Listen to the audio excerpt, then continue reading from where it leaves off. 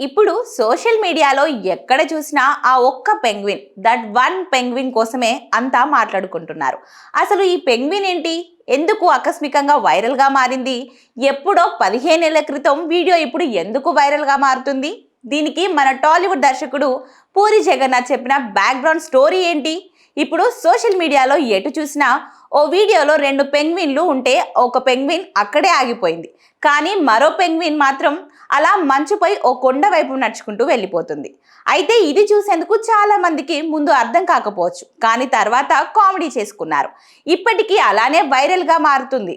అయితే చాలా మంది 15 ఏళ్ల క్రితం వీడియో అనుకుంటున్నారు, కానీ ఇది అంతకంటే పాతది. 2007లో encounters of the end of the world అనే డాక్యుమెంటరీ సినిమాలోనిదట.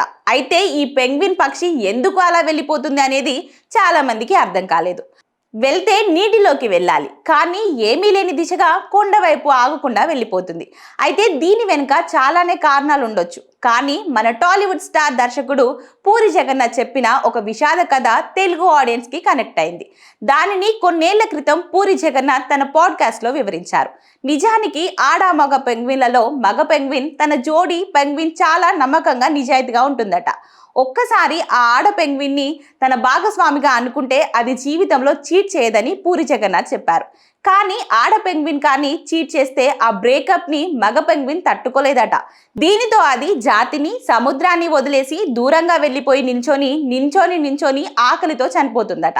సో ఇది కూడా ఇప్పుడు వైరల్ అవుతున్న వీడియోలో స్టోరీ అయి ఉండొచ్చని అందరూ అంటున్నారు.